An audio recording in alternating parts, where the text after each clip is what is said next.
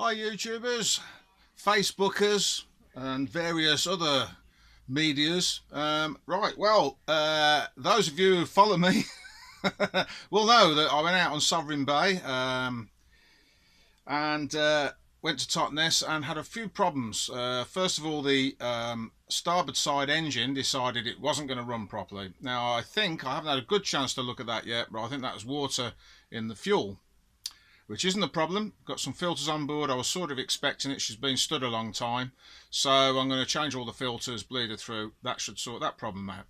There was a more serious problem on the port side. I had no forward drive. Further inspection confirmed my worst fears.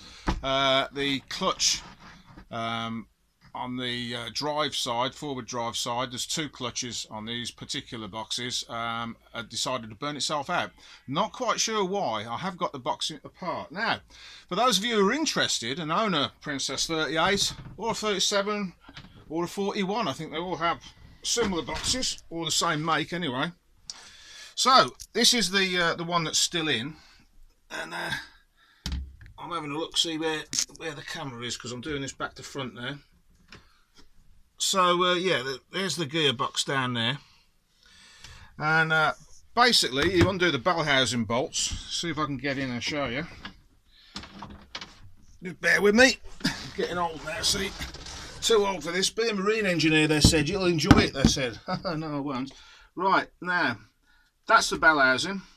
So there's a couple of ways you can do this.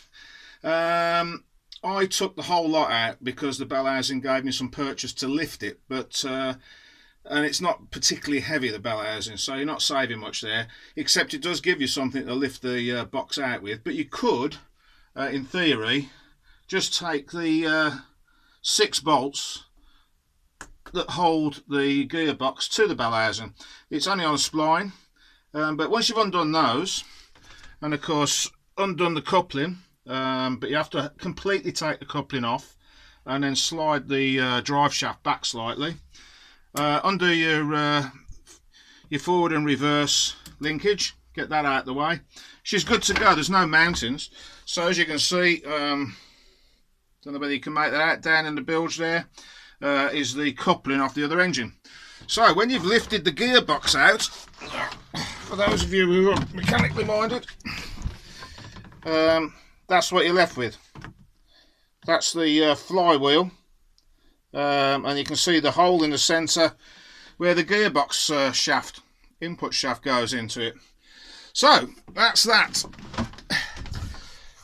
Drain the oil off as much as you can first, though.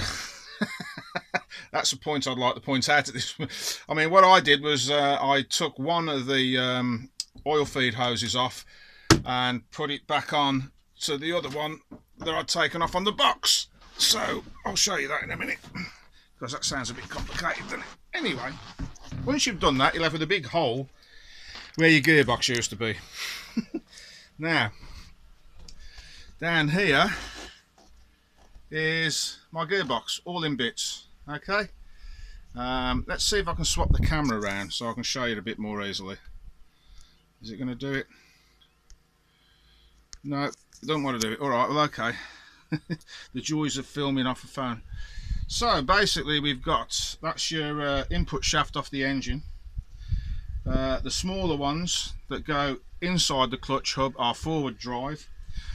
The bigger clutches that go on the outside of the clutch hub are the reverse gear. And basically there's a pump that forces the spring here, that spring there. I'll pull that off, you'll be able to see it a bit better, but that is actually a spring. That's that diaphragm spring there is what holds the clutch in place, and when you change gear, the oil pressure allows the clutch to work and it doesn't smash your gearbox a bit. In there you've got your planetary gears, and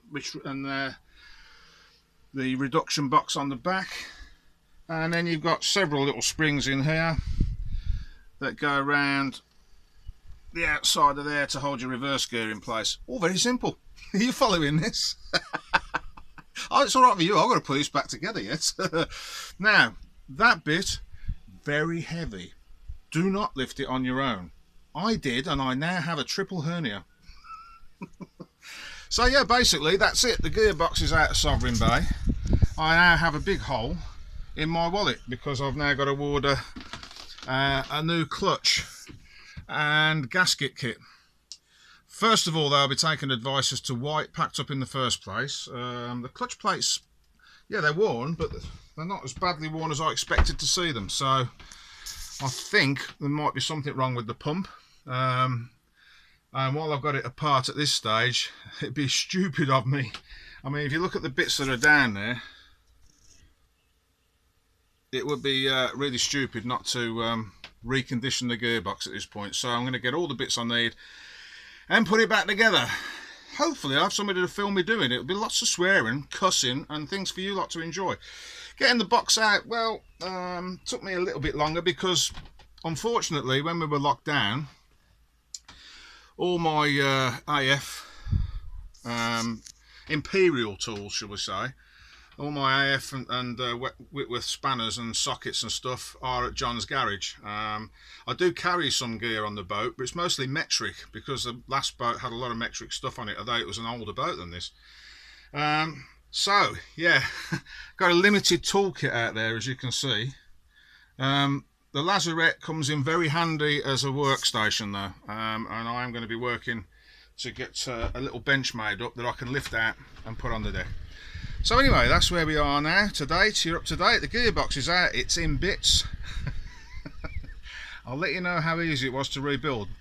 I have had a look, and you could probably pick one of these gearboxes up for, I think I've seen one for about 800 quid. It's a, let's have a look, I can't remember what it is now. It's a, yeah, Borg Warner Velvet Drive CR2. Another interesting point, there's some numbers on the gearbox which correspond to a chart in the manual which tell you which way they rotate. Both of Sovereign Bay's gearboxes, as you're looking towards the front of the boat, rotate clockwise with the engine. Now, I was expecting them to counter each other, so in other words, the port shaft would turn clockwise and the starboard shaft would turn anti-clockwise going forwards. But obviously Princess knew something that I didn't. Because it will mean that when you're going forwards, you'll get a lot of prop walk, won't you? In the wrong direction sometimes, I would think. Now, what I could do, she's got handed props on at the moment. What I could do is change the props, because I'd like to do that, and get another gearbox that turns in the other direction, so in other words anti-clockwise, and then take the starboard box out and put it on the port side. Thus having boxes that work opposing each other. So I could do that, but I'd been into 800 quid for a gearbox and about 3.5 grand for new props. I'm going to be lucky if I can afford the kit to put the gearbox I've got back together and then put the oil in it. So there you go. So that's what we're going to do. We're going to rebuild the boxes that are with Sovereign Bay. Don't forget to subscribe. I need more of you lunatics watching this rubbish. And anybody who gives me a discount might get a mention. So, catch you guys later.